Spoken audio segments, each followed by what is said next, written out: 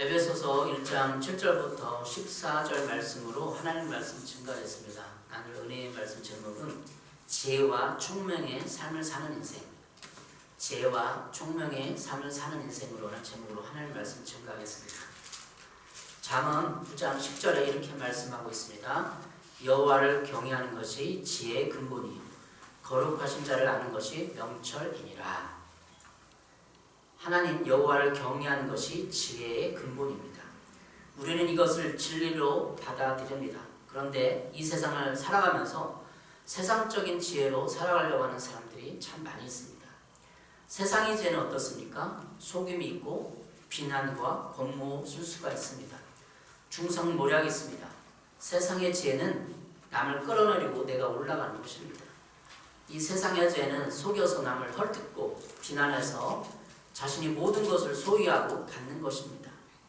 마치 정글의 법칙처럼 정글에서 맹수가 사자가 이기면 동물의 왕이 되잖아요. 그래서 정글의 법칙은 지배하고 소유하는 것입니다. 마치 우리 사람도 사회에서 어떤 한 사람이 이긴 자가 지배하고 소유하는 세상적인 지혜를 가지고 있습니다. 그런데 하나님의 나라는 다릅니다. 하나님의 나라는 평화와 자유가 있습니다. 한 사람이 사랑하고 희생해서 그 공동체를 살리는 것입니다. 그것이 바로 하나님의 나라입니다. 하나님의 나라는 예수님이 사랑해서 십자가를 지시고 희생하신 것입니다. 예수님이 십자가를 지실 때 영화나 이렇게 다 생각을 해보십시오. 저들을 용서합니다. 침뱉고 비난하고 못 박는 사람 다 용서합니다 그랬잖아요. 그 감동을 받는 거죠. 밑에 있는 사람들이, 우리들이 감동을 받는 거예요. 한 사람이 감동적인 사랑을 보여주고 그 사랑에 감동된 사람들이 모두 다 희생과 헌신을 통해서 사랑의 공동체를 세우는 것이 하나님의 나라입니다. 얼마 전 펜트하우스라는 드라마가 끝났습니다. 저는 그 드라마를 보지 않았지만 전해 들은 얘기예요. 그 드라마는 주로 최고 위치를 이용해서 사람들을 미워하고 복수하는 드라마입니다. 그래서 주연 배우들이 복수해서 많이 죽었다고 합니다. 누가 죽었는지 몰라요. 그 드라마에서 많이 죽었대요. 복수해가지고 많이 죽었대요. 중국 무협영화에 보면은 옛날 근래에 그런 게 영화 같은 옛날에 70년, 80년대 무술 영화 보면 다 복수하는 얘기예요. 누가 누굴 죽여갖고 산에 들어가서 돌을 닦아갖고 큰 무협을 연마해서 풍우를 연마해서 죽이는 거예요. 복수. 예수를 믿는 사람은 다 복수하는 거예요. 그 영화 드라마에서 하는 얘기가 다 복수, 다 복수. 다 죽이고 다 자기도 죽고 엄마의 아빠의 복수를 하고 끝내는 복수 끝내는데 이 복수를 한 사람이 또 나중에 또 애가 또 하나 살아가고 또 복수. 그게 세상사예요. 중국 영화. 다 그런 건 아니겠지만 옛날에 무협 영화가 많이 그랬어요. 그래서 무협 영화 저들 많이 읽어봤는데 의천도룡기, 녹종기 되게 재밌어요. 그 의천도룡기에서 의천검과 도룡검을 찾아서 주인공 힘에다가 좀 재밌게 썼어요. 복수하지 않고 의를 해놔. 의를 용서해주고. 그러니까 그 의천도로가 유명한 거예요. 네. 하나님 나라는 용서하고 희생하는 거예요. 교회 와서 세상에서 착취당하고 복수하고 낙심하고 죽고 싶은 사람들이 와갖고 용서를 받고 용서해주고 하나님의 사랑을 느끼고 깨닫는 거예요. 바로 예수님이 우리를 위해서 희생하고 죽으신 것을 깨닫고 그래서 기독교 문명이 들어가는 것은 다 자유민주주의가 싹 트는 거예요. 용서하고 화해하고 복수하지 않고 그냥 사랑이 싹 트는 거죠. 야고보서 3장 17절에 이렇게 이야기하고 있습니다. 그러나 위에서 오는 지혜는 먼저 순결하고 다음으로 평화스럽고 친절하고 온순하고 자비와 선한 열매가 풍성하고 편견과 위선이 없습니다. 위로 나온 지혜. 하나님의 지혜는 순결해요. 평화스럽고 친절해, 온순하고 자비와 선한 열매가 있습니다. 좀 좋죠. 듣기만 해도 좋은 단어들 아니에요? 또한 편견과 이선이 없습니다. 예수 믿고도 저는 많이 봤어요. 편견이 있는 사람. 전라도는 이래. 경상도는 이래. 충청도는 이래. 인천 사람은 어때? 짜. 북한 사람은 어때? 중국 사람은 어때? 일본 사람들은 그거 어때? 이렇게 편견이에요. 편견. 일본도 구원받을 하나님의 나라. 일본도 구원받아야 되지 않겠어요? 편견이 없어지고 위선도 없어지고 이것이 하나님의 방법입니다. 목표 달성만 하는 것이 아니라 방법도 중요합니다. 한국 교회도 이런 성장주의가 아니라 하늘의 지혜가 있어요. 이제 한국도 많이 하늘의 지혜가 있어요. 정치에, 교회. 너무 교회가 성장하다 보니까 작은 교회들, 작은 목사님들 무시해요. 그렇지 않아요. 하나님의 존귀한 사역자들. 우리 교회도 우리 가정도 참다운 하나님의 지혜를 연구하고 묵상해서 참다운 지혜자들이 되시길 바랍니다. 그러면 지혜와 총명의 삶을 사는 인생은 어떻게 가능할까요? 지혜와 총명의 삶을 어떻게 살아갈까? 여러분과 같이 나누어 보도록 하겠습니다. 오늘 본문에 3가지로 나누어 보겠습니다. 그 나누기 전에 김창욱 교수라고 유명한 분이 있는데 들어보시면 되겠어요. 우리 아내랑 저랑 가끔 듣는데 김창욱 교수는 제주도 출신이에요. 제주도 여기 자매님 한 분 계시는데 제주도 들어보니까 너무나 험악하더라고요. 근데 김창욱 교수 아버지도 장애가 있어서 맨날 술 퍼먹고 두드러 패고 엄마 아빠랑 싸우고 그런 가정에서 자란 거예요. 근데 김창욱 교수가 예수님을 믿고 고등학교 때 교회 다녀서 신앙을 가지고 지긋한 제주도를 떠나가지고 서울에 입성했대요.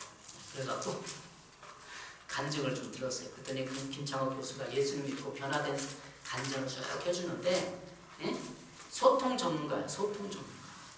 사람들과 왜 소통을 못하느냐. 엄마 아빠가 맨날 싸우고 술 퍼먹고 노름하고 그런 가정에서 자랐는데 소통이 되겠어요? 아빠랑 얘기가 되겠어요? 이 김창욱 교수가 이제 나중에 기독교 예수님의 참 사랑을 받아들이고 소통하는 거예요. 사람들과 엄마 아빠랑 말년에 이제 소통하고 사람들과 소통하는 지혜를 알려주는 거예요. 그러니까 우리도 사람들과 소통하는 지혜를 키워야 돼요. 첫 번째, 오늘 이 본문을 통해서 이 소통하는 지혜도 여러분이 있길 바랍니다. 어떻게 하나님 우리에게 지혜와 총명을 주셨는가? 첫 번째는 하나님 이미 우리에게 모든 지혜와 총명을 주셨다는 사실을 알아야 합니다. 오늘 성경 보면 에베소 1장 8절입니다. 이는 그가 모든 지혜와 총명을 우리에게 넘치게 하사. 하나님께서는 우리에게 모든 지혜와 총명을 넘치게 주셔서 세번역 성경 지혜와 총명을 주셨다는 거예요. 근데 우리는 왜 지혜와 총명의 삶을 살지 못하는 거죠? 그 질문을 하면서 여러분과 나누는 겁니다. 하나님은 우리에게 이미 삶을 살아갈 때 지혜와 총명을 주신 것입니다. 우리가 예수님을 믿고 살아갈 때 성경에 나와 있는 진리대로 살아갈 때 지혜와 총명의 삶을 사는 것입니다. 7절에 이렇게 기록하고 있어요. 우리는 그리스도 안에서 그의 은혜의 풍성함을 따라 그의 피로 말미암아 속량 곧 죄사함을 받았느니라. 우리는 하나님이 사랑하시는 아들 안에서 하나님의 풍성한 은혜를 따라서 그의 피로 죄의 용서를 받게 되었습니다. 하나님의 풍성한 은혜를 우리가 받아서 죄의 용서를 받고 지혜와 총명을 받게 되는 그 과정이 있어요. 그냥 우리가 지혜와 총명 여기다 지혜 가져가라 그런 게 아니에요. 그 과정이 있어요. 먼저 하나님의 풍성한 은혜가 있고 죄의 용서를 받고 지혜가 오는 거예요. 이 지혜라는 단어를 헬라어 찾아보니까 소피아라는 단어인데 지혜는 소포스에서 왔는데 유리한 말이고 지혜를 우리가 다 가르치다라는 말이에요. 그리고 총명이란 말은 프로네시스란 말, 생각하는 방법, 이해를 말해요. 실제적 지혜. 그러니까 지혜는 그냥 가르치는 이론적인 지혜 뉘앙스가 강하고 총명이란 말은 실제적인 지혜. 우리가 엄마 아빠가 어떻게 사회 나가서 살아라, 결혼생활 이렇게 해라 이론적으로 가르쳐줘요. 근데 이론적으로 되나요? 부부싸움하고 뭐하고. 근데 실제적으로 부부가 어떻게 하나 되고 가정을 이루는 실제적인 삶을 살아가는 게 총명이라는 거죠. 지혜와 총명. 이론적인 게 강하고 실제적인 게 강한 이 지혜와 총명을 여러분 예수님을 통해서 받게 되길 바랍니다. 7절에 이렇게 했잖아요. 은혜의 풍성함을 따라 그의 피로 속량 곧 죄사함을 받았느니라. 이게 지혜를 받는 기초예요. 기초. 하나님의 은혜가 인생의 새로운 시작을 가져오는 것입니다. 하나님의 은혜를 받아야만 죄의 용서를 받게 됩니다. 죄의 용서 곧 구속이 하나님의 은혜입니다. 은혜라는 뜻을 받을 자가 아닌데 호의로 베풀어 주는 것입니다. 우리에게 어떤 사람이 1억을 딱 줘요. 근데 받을 자격이 없어. 뭐 잘한 것도 없어. 근데 그냥 1억을 딱 주는 거예요. 그게 은혜라는 거예요. 따라서 우리는 그것을 받을 자격이 없는데 그냥 호의로 베풀어 주는 것을 받았습니다. 그것이 죄의 용서예요. 우리가 죄의 용서를 받게 되면 우리의 내면에 새로운 자부심과 자신감이 생깁니다. 또한 죄로부터 오는 두려움과 불안으로부터 해방될 수 있습니다. 죄를 지면 사람의 마음이 어떻게 되나요? 두려워지고 불안해져. 그리고 우리 마음에 찾아오는 이 평안과 여유 그리고 자신감이 생기게 돼요. 죄 용서를 받으면. 죄 용서와 그 죄를 해결할 수 있는 것은 예수님의 이름, 예수님의 권세밖에 없습니다. 네. 고린도후서 5장 17절입니다. 누구든지 그리스도 안에 있으면 새로운 피조물이라. 이전 것은 지나갔으니 보라 새 것이 되었도다. 네. 여기서 새 것이 뭔 줄 알았어요? 그냥 새 것이 물건처럼 큰 것, 새 것이 아니라 He is a new creation. 새로운 창조물이라. 아담과 하와 때 타락한 인간이 타락해서 죄에 오염됐어요. 근데 우리는 새롭게 예수님 안에서 새 창조된 것이죠. 예수님을 믿으면 새 것, 새 창조가 이루어진 것입니다. 우리 마음에는 지혜의 근원이신 하나님과 가까워져서 지혜의 영을 충만하게 받게 됩니다. 이 모든 것은 죄의 용서가 가능하게 하신 것입니다. 죄는 두려움과 불안, 미움과 복수, 시기와 분노의 마음을 일으킵니다. 그런데 죄 용서를 받게 되면 마음이 넓어지고 용서를 하게 됩니다. 죄 용서를 받게 되면 어떻게 되나? 마음이 넓어져요. 좁쌀만 했잖아요. 저도 어렸을 때는 초등학교 때는 되게 마음이 좁았더라고요. 얘기 들어보니까. 근데 중학교 때 교회를 다니고 마음이 좀 넓어졌어요.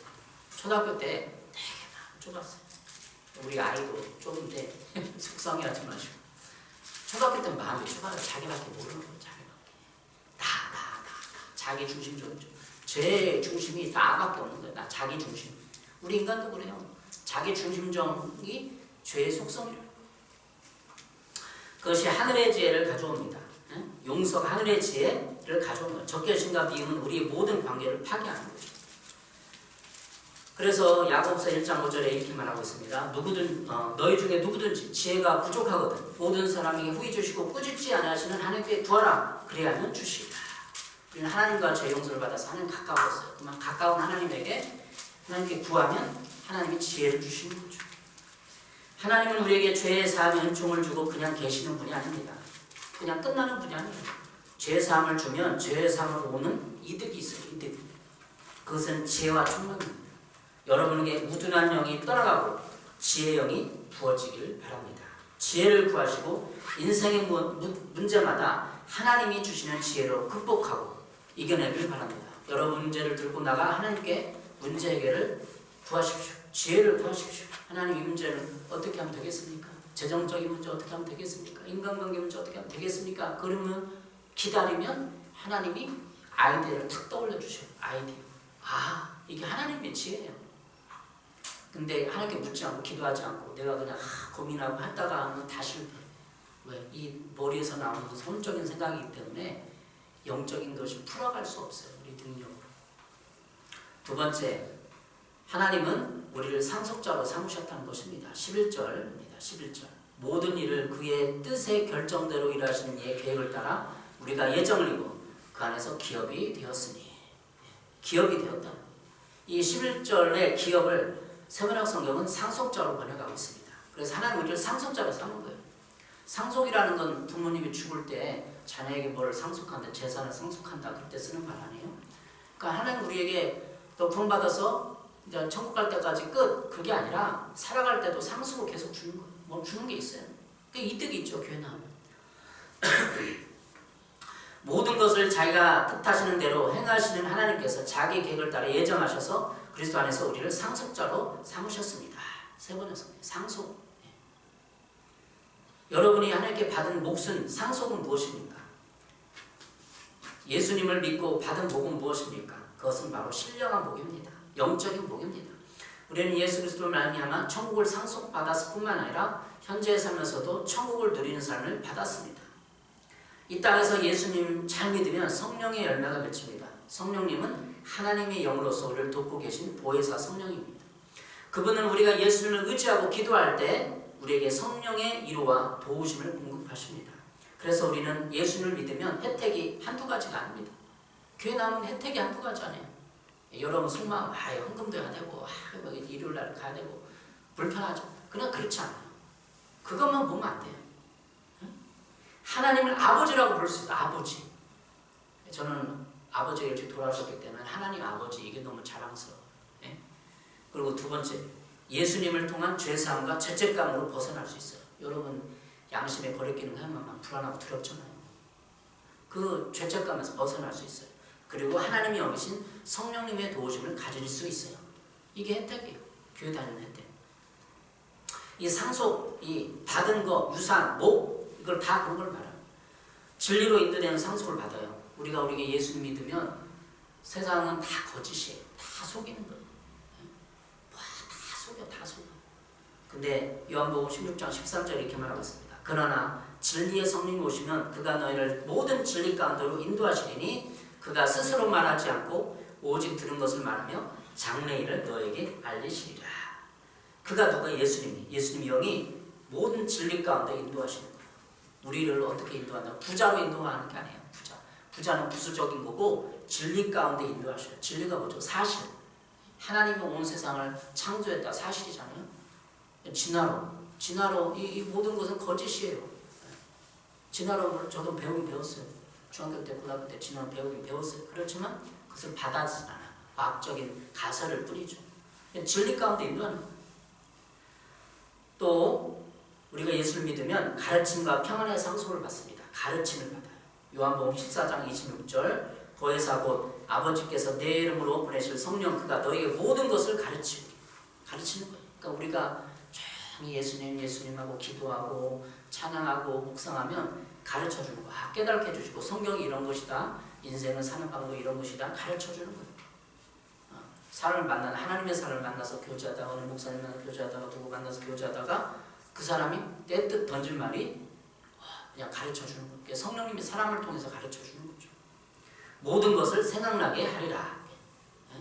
생각나게 하고 가르쳐주고 곧 나의 평안을 너에게 주노니 내가 너에게 주는 것은 세상이 주는 것과 같지 아니하리라. 평안 거죠. 평안. 이 세상에 평안을 줄 수 있나요? 평안을 못 줘요. 그냥 평안해요. 예수님은 진짜 평안해요. 한번 교회 주중에 와서 한 30분 딱 앉아서 조용한 음악 찬양 틀어놓고 예수님 하고 기다려보세요. 평안이 뭘요? 평안이. 그런 평안이 없이 어떻게 삽니까? 그리고 쓸 것을 채워주시는 상속을 받아요. 유산을 받는 거죠. 빌립보서 4장 19절 나의 하나님 그리스도 예수 안에서 영광 가운데 그 풍성한 대로 너희 모든 것을 채우시리라. 너희 모든 쓸 것을 채우시리라. 여러분 쓸 것 있잖아. 명절 때 뭐 쓸 것이 떡값도 필요하고 뭐도 필요할 때 기도할 때 하나님이 채워주시는 경험을 하시기 바랍니다. 우리는 영적 금수저입니다. 우리는 상속받을 것이 많이 있어요. 방금 열거한 것처럼 마음의 평안과 이루 기쁨, 성령님의 인도하심, 가르쳐주심, 깨달음, 그리고 물건도 너희 모든 쓸 것을 채우시라는 것처럼 물질적인 공급도 해주셔요. 이거 여러분이 경험해야 되는 거죠. 상속받은 것이 많이 있어요. 우리가 쓸 것까지 다 채워주시는 하나님을 아버지로 보시고 살아가는 것입니다. 문제가 있을 때마다 기도하시고 모든 필요한 것을 공급받으시기 바랍니다. 저도 제가 산 직난이에요. 개척교회 하면서 모든 것을 공급받아요. 이렇게 하나님이 채워주시고 누구를 통해서 재정을 채워주시고 위로해 주시고 그 내면의 공허함까지 다 영적인 채워주심을 여러분이 경험하시기 바랍니다. 세 번째, 하나님은 성령의 나린을 찍어서 우리를 도와주십니다. 성령의 나린. 에베소서 1장 13절입니다. 그 안에서 너희도 진리의 말씀 곧 너희의 구원의 복음을 듣고 그 안에서 또한 믿어 약속의 성령으로 인치심을 받았으니 약속의 성령으로 인치심을 받았다. 이 세번역 성경은 인치심을 약속하신 성령의 나린을 받았습니다. 이렇게 번역합니다. 나린, 도장을 찍었다는 거죠. 나린은 계약서에 도장을 찍은 것입니다. 우리는 성령님의 계약서에 도장을 받은 자들에게 천국 갈 때까지 우리의 계약서는 파괴되지 않습니다. 한번 예수 믿으면 성령님이 천국 갈 때까지 계속 도와주는 거예요. 그래서 우리는 이 땅을 살아갈 때 철저히 하나님의 영이신 성령님이 도우심과 선물을 가지고 살아가는 사람들입니다.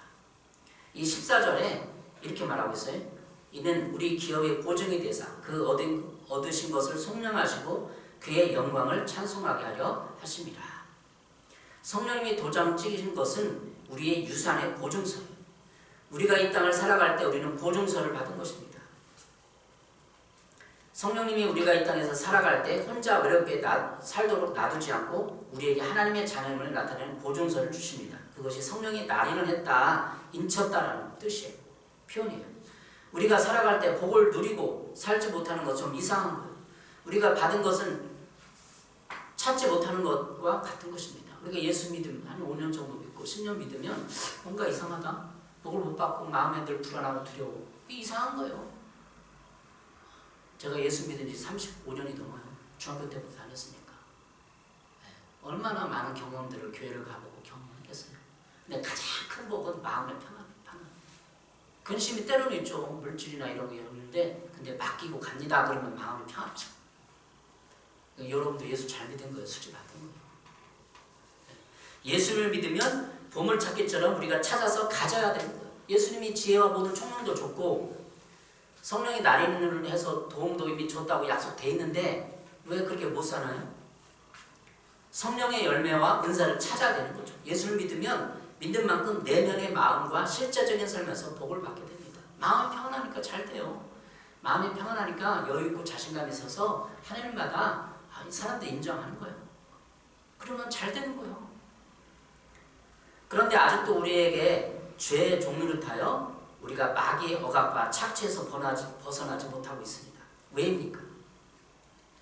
우리가 함께 모여 찬송하고 말씀을 나누고 예배하는 이 주일날 11시 예배하는 자리에 하나님이 영이 임해서 우리를 묶고 있는 억압과 실패에서 해방시켜줍니다. 그래서 왜 예배를 드려냐? 하나님을 섬기니까 예배드리고 헌금하고 그거 맞지만 하나님이 영이 임하는 거예요. 성령님이 우리 예배하는 말씀 가운데 찬양하는 가운데 그래서 찬양의 가사를 똑바로 부르고 가사를 생각하고 그래야 돼. 그럼 하나님 영이 임하는 거예요. 하나님 영 성령님이 내 마음에 임해서 나에게 에너지를 주는 거예요. 에너지를.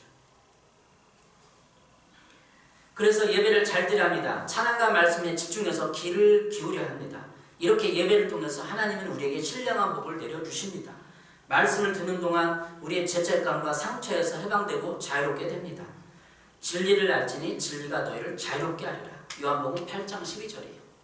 진리를 설교 말씀 들어요. 진리를 이렇게 선포하고 풀어서 이렇게 할 때 진리를 깨달아져요. 그리고 진리를 알지니 진리가 너희를 자유롭게 한다. 자유가 뭐예요? 근심, 걱정, 염려, 두려움, 불안, 집착, 미움, 분노, 시기, 질투에서 해방된다는 거예요. 설교하고 찬양하는 동안 그게 해방되는 거죠. 그래서 우리를 자유롭게 하는 거예요. 메시지 성경은 14절을 이렇게 번역하고 있습니다. 에베소 1장 14절입니다. 하나님께 날인받은 이 인증은 우리 앞으로 계속될 전집의 첫 권처럼 하나님께서 우리를 위해 계획해 놓으신 모든 것을 우리가 누리게 될 것임을 일깨워 줍니다. 하나님께서 계획해 놓으신 모든 것을 우리가 누리게 될 것을 알려주는 거죠. 누리라는 거예요. 누리라는 거. 지하 총무를 줬으니까 좀 누려라. 신령한 복을 줬다. 누려라. 예수님을 믿으면 예수님이 계획해 놓으신 모든 것을 누려야 합니다. 이제 여러분은 예수님이 계획해 놓으신 모든 것을 누리는 삶을 살아가시길 바랍니다. 저는 말씀으로 여러분이 그러한 삶을 살 수 있도록 선포하는 것입니다. 여러분이 결단하고 예수님 잘 믿기로 결단하고 기도하기로 결단하면 그런 삶이 하나님의 영이 임해서 여러분을 인도하고 여러분을 도와주는 것입니다.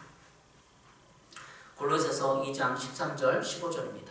또 여러분은 범죄와 육신의 무할례로 죽었으나 하나님께서는 여러분을 그리스도와 함께 살리시고 우리의 모든 죄를 용서하여 주셨습니다.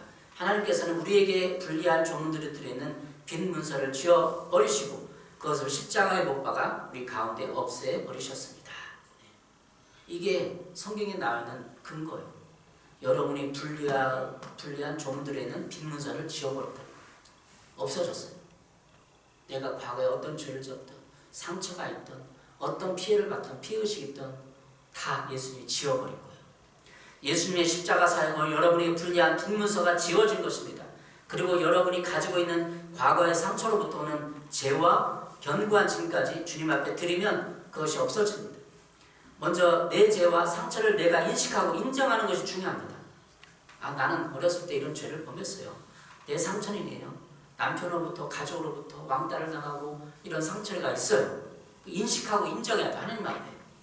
그리고 정직하게 하나님께 고백하는 거예요. 그럼 하나님이 그 상처와 아픔들을 지워주는 거예요. 지우개처럼. 그러면 예수님의 피와 사역으로 그 죄가 없어지고 상처들이 없어지고 우리의 마음의 장벽이 사라집니다. 이 장벽들이 사라져야 똑똑해지는 거예요. 지혜롭게 되는 거예요. 사람은 변하고 바뀔 수 있습니다. 이제 우리를 묶고 있었던 빈 문서가 없어졌습니다. 고로서 2장 13절에 빈 문서가 없었다고 그래서 빚이 뭐예요? 죄의 빚, 죄. 여러분이 어렸을 때부터 지금까지 살아오면서 다 죄 짓는 거. 우리 교회는 죄 회개하는 그 교회예요. 그래서 많은 죄가 있지만 잔소리 죄, 잔소리. 왜? 사랑으로 하지 않은 모든 것이 죄니라 성경에 나와 있어요. 잔소리 할 때 팍 퍼붓는 거예요. 팍 화를 내는 거예요. 혈기를 내는 거예요. 그러니까 사랑으로 내가 잔소리하지 않으면 다 죄인 거예요. 그런 식으로 내 인생을 살펴볼 수 있어요. 어렸을 때부터 마음에 품었던 원망과 부모님께 미움을, 부모님이 명절인데 옷 한 번 안 사주고 원망감 있잖아요. 부모님 나를 학대하고 그런 거를 정직하게 인식하고 하나님께 고백하면 그게 없어진다는 거예요. 상처들이. 그 감정에서 노인받는다는 거예요. 그 감정이 100%다. 그리고 감정이 50%팍 줄어버려요. 내가 고백을 하면. 마귀한테 고백하니까 마귀가 그 감정을 달고 할 수가 없어요. 영향력이 줄어든 거죠. 여러분의 인생을 하나님께 맡기십시오. 고백하십시오. 이제 우리를 묶고 있는 모든 빈 문서가 없어진 거예요. 빚 없어진 거예요. 이제 여러분은 하나님의 영광을 찬송하는 사람들이 될 수 있습니다. 하나님의 영광을 찬미하는 인생이 되십시오. 여러분의 삶 속에서 지혜와 총명이 살아나시길 바랍니다. 지혜와 총명은 하나님의 영이신 성령님을 우리 마음에 모셔드릴 때, 인정할 때, 성령님을 따를 때 오는 거예요. 여러분이 인생을 하나님 앞에 맡기십시오. 양도하십시오. 그리고 과거의 우둔한 멍청한 삶에서 벗어나 밝고 지혜로운 사람으로 변화되십시오. 왜 멍청한가요? 멍청이라는 저도 상관없어요. 가끔 어렸을 때 왜 멍청할까? 멍한 거예요. 멍하고 멍청. 자꾸 근심하고 두려워 불안하니까 멍한 거죠. 지금 이 상황 판단을 못하는 거예요. 그러니까 이 멍청하고 우둔한 영이 떠나가야 돼요. 하나님의 평안과 위로를 받으면 딱 분별하는 거죠. 마귀의 속삭임과 사람들의 속임에 당했으면 이제는 주님을 의지하고 성령님의 음성에 귀 기울이면서 속임을 당하지 마십시오. 한 번 당했으면 얼마나 당할 것 같아요. 그놈의 사기꾼에게, 그놈의 남편에게, 그놈의 아내에게, 누구에게, 부모에게, 누구에게 막 당했다고 하지 마세요. 당한 건 여러분이 욕심에 미혹돼서 그런 거예요. 욕심. 속임을 당하지 마십시오. 분별하십시오. 오직 주의 뜻이 무엇인지를 생각하십시오. 그러면 지혜가 오는 거예요. 하늘의 지혜가 야고보 3장 13절 말하고 있어요. 여러분 가운데서 지혜 있고 이해력 있는 사람이 누구입니까? 그러한 사람은 착한 생활을 해서 지혜에서 오는 온유함으로 그 행함을 나타내 보십시오.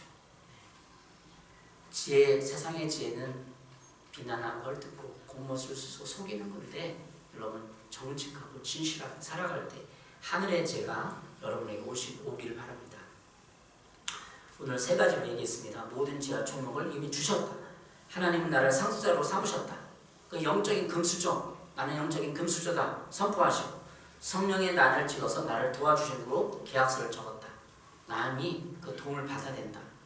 교회를 찾고 기도하시고 말씀 묵상하시고 찬양을 부르고 찬양을 듣고, 그런 가운데 여러분의 근심 걱정 능력이 사라지고 불안 두려움이 사라지고 미움과 복수심이 사라지길 바랍니다. 그래야 지혜가 임해요. 막 누굴 미워하고 복수심이고 불안하고 두려운데 이 지혜가 안 생기는 거예요. 문제 해결도 못해 지금. 이걸 어떻게 풀어갈지도 몰라. 불안하고 두렵고 미우니까. 다 용서하십시오. 오늘부터 다 용서하시고 다 풀으시고 그냥 선포하는 거예요. 용서합니다. 그러면 용서가 되는 거예요. 그래서 나를 항상 마음에 결단하고 가꾸고, 그러면 여러분 마음에 평안이 오는 거예요. 예수를 믿었는데도 저도 이제 35년이잖아요. 이제 열매 맺을 때가 됐어요. 이제 열매 맺어야 돼. 이제 실제가 돼요. 실제가 돼. 다 용서하고 풀고, 복수심에 복수하지 마시고, 위험 영화나 칼 들고 20년 30년 도 닦아서 한 사람 찔려고 죽잖아요. 그런 영화 이제 보지 마시고 기독교 영화를 보세요. 기독교 영화 천리업 좀 보시고 그 사람이 어떻게 천국을 향해 가는지 용서하시고 기도하겠습니다.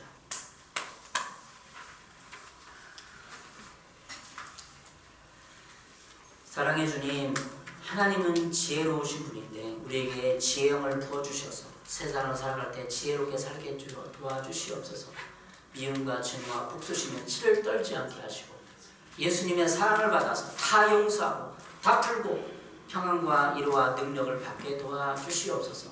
추설 명절 때 아버지 가족들, 친척들 미워하지 않고 다 이해하고 품게 도와주시고 그들 예수님의 사랑으로 보게 도와주시옵소서. 예수님의 이름으로 기도했습니다. 아멘.